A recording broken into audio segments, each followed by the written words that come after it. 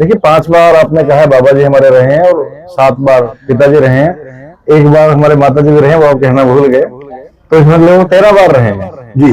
तो राजनीति का अनुभव की बात करें तो हमने शुरू से ही जब से वो संभाला है तो देख रहे हैं पिताजी को लोगों की सेवा करते हुए। विनोद शर्मा जी के समय में जो पिताजी ने यहाँ पे काम करवाए, तो देखिए 2006 की बात है ये, उसमें मॉडल विलेज बने थे जी। पूरे हरियाणा में 2 मॉडल विलेज बनाए गए थे। एक बना था उस समय चौधरी वीरेंद्र सिंह जी का डूमरखा गांव, और एक हमारा घेल गांव बना। राजनीति में आके क्या कुछ ऐसा नया करोगे कि आप जो है बता सके कि हाँ, विशाल राणा भी उसी राणा परिवार का देखिए हमारे जो बाकी गांव भी हैं, एक तो सबकी साझी डिमांड है कम्युनिटी सेंटर की। सभी गांवों में कम्युनिटी सेंटर की सुविधा उपलब्ध कराई जाएगी और स्कूल को 12वीं तक तब्दील किया जाएगा, और साथ के साथ डिस्पेंसरी। ये मैंने खुद का भी अपना एक संकल्प पत्र किया है वार्ड नंबर 1 का, तो उसमें ये चीजें हमने विशेष तौर पे डाली है। बड़ी सुविधाओं के तौर पे तो हमने कम्युनिटी सेंटर, 12वीं का स्कूल और डिस्पेंसरी को डाला है। उसके अलावा जैसे जोहड़ होते हैं गाँवों में, इनकी सफाई करा के सुंदर तालाब का रोक दिया जाए। जोहड़ से बदबू जैसा अनुभव आता है सुनने में, जब हम तालाब की बात करते हैं तो लगता है कि एक थोड़ा साफ सुथरी अच्छा पानी कौन आता है उसमें, तालाब है तो उसकी जगह होगी। कंपटीशन तो जी हमारा मार्जिन का है, कंपटीशन तो कुछ है नहीं, तो लीड का है कि लीड मैक्सिमम कर लें जी। यानी आप अपनी जीत जो है वो सुनिश्चित मान रहे हैं कि विशाल राणा जीते हुए हैं। अंबाला नगर निगम के चुनाव जैसे जैसे नजदीक आ रहे हैं वैसे वैसे चुनावी सरगर्मियां तेज होती जा रही हैं।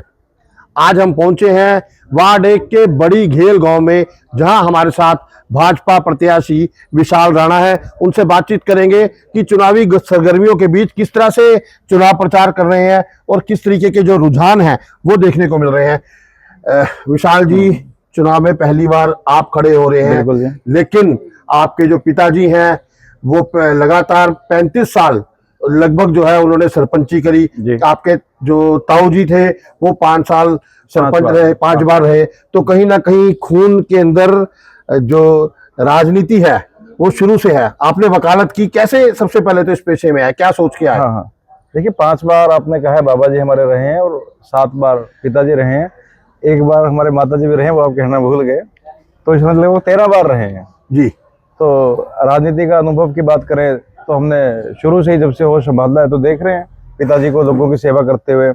वो चाहे सरपंच होने के नाते हो, उनको समाज सेवा का शौक भी है, और शुरू से हमने ये चीज़ घर में देखी है अपने कि भाई समाज की सेवा कैसे की जाती है, और चाहे वो गरीब तबका है या कोई भी जरूरतमंद है उसकी सेवा के लिए हमारा परिवार हमेशा से तत्पर तैयार रहा है। पहले विनोद शर्मा के साथ जो है आपके पिताजी ने काफी समय निकाला। गांव की अगर हम बात करें तो गांव की दिशा और दशा बदलने का उन्होंने काम किया। उनके मन में एक सेवा भाव था, तो क्या वही सेवा भाव लेकर अब विशाल राणा राजनीति में आए हैं? वकालत आपने की थी, वकालत छोड़ दी, वकालत क्यों छोड़ी? नहीं, वकालत छोड़ी नहीं है, वकालत अभी भी है। मेरा चैम्बर है 2nd फ्लोर पे 55 नंबर, तो हमारे मित्र है वहाँ पे, वो बैठते हैं। अब वकालत के साथ साथ समाज सेवा का भी काम, एक मन की इच्छा होती है कि हमें क्या चीज़ ज़्यादा पसंद आ रही है, तो मुझे समाज की सेवा करना ज़्यादा पसंद था, तो इसलिए हमने समाज सेवा का निर्णय लिया।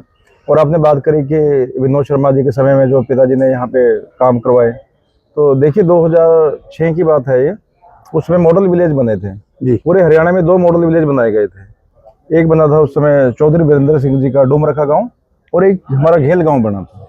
तो हमने जो भी सरकार की तरफ से उपलब्धियां दी जाती हैं उनको प्राथमिकता के आधार पर सबसे पहले लेने का काम किया है। एक मैं चीज़ यहाँ पर और जोड़ना चाहूँगा कि हमारे आसपास के सभी गाँवों में, लगभग 10-15 गाँवों की बात करें तो कहीं 12वीं का स्कूल नहीं है अभी, और हमारे गांव में 91 में 1991 में 12वीं का स्कूल बनाया गया था, और ये हरियाणा का पहला 12वीं का स्कूल था। उस समय भी पिताजी ने प्राथमिकता के अनुसार एक सबसे जो सरकार की सुविधा थी वो लेने का कार्य किया था। उसके पीछे बहुत से फैक्टर काम करते हैं कि आपकी इच्छा क्या है, आपकी इच्छा शक्ति क्या है। अगर आपकी इच्छा शक्ति होगी लोगों की सेवा करने की, तो आप प्राथमिकता के अनुसार सरकार की सुविधाओं का फायदा उठाना जानोगे। अगर आपकी प्राथमिकता और चीज़ों में रहेगी कि मैंने जी वहाँ जाना है, ये कमाना है, वो करना है, तब आप कहीं ना कहीं अपने समाज को, अपने क्षेत्र का विकास पूरा नहीं कर पाओगे। और उसी इरादे से देखो हम आज उतरे हैं। हमारा जो वार्ड में आने का काम है वो सेवा भाव है। जैसे ये एक गांव है, अब वार्ड के अंदर मेरे 6 गांव आ गए हैं। गांव घेल है, देवी नगर है, लोहगढ़, डंगडेरी, माणकपुर, डडियाना। क्या क्या सोचा है, कैसे तस्वीर बदलोगे आपने, क्योंकि देखा किस तरीके से आपके पिताजी ने काम किया, अब आपने क्या सोचा है, आप किस तरीके से तस्वीर बदलोगे राजनीति में आके, क्या कुछ ऐसा नया करोगे कि आप जो है बता सके कि हाँ विशाल राणा भी उसी राणा परिवार का वो। देखिए हमारे जो बाकी गांव भी हैं, एक तो सबकी सांझी डिमांड है कम्युनिटी सेंटर की। सभी गांवों में कम्युनिटी सेंटर की सुविधा उपलब्ध कराई जाएगी और स्कूल को 12वीं तक तब्दील किया जाएगा, और साथ के साथ डिस्पेंसरी। ये मैंने खुद का भी अपना एक संकल्प पत्र किया है वार्ड नंबर 1 का, तो उसमें ये चीज़ें हमने विशेष तौर पे डाली हैं। बड़ी सुविधाओं के तौर पे तो हमने कम्युनिटी सेंटर, 12वीं का स्कूल और डिस्पेंसरी को डाला है। उसके अलावा जैसे जोहड़ होते हैं गाँवों में, इनकी सफाई करा के इनको सुंदर तालाब का रूप दिया जाए।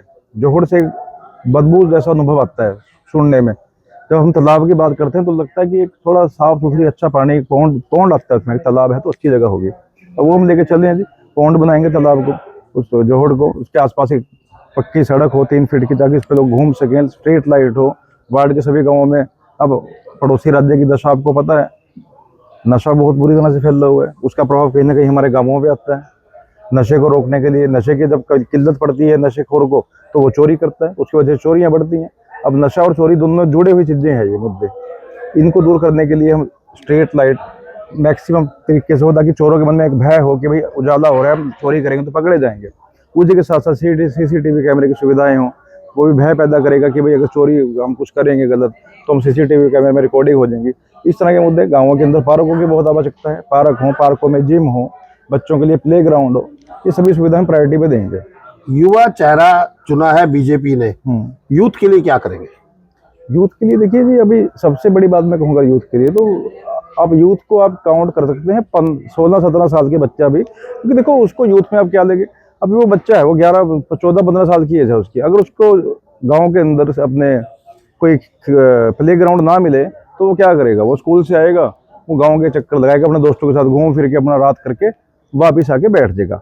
अगर गांव के अंदर लाइब्रेरी होगी, डिजिटल लाइब्रेरी, और पार्क होगा और फिर प्ले ग्राउंड होगा, तो तीनों चीजें उसको व्यस्त करेंगी, वो उसको एक अच्छी दिशा देंगी।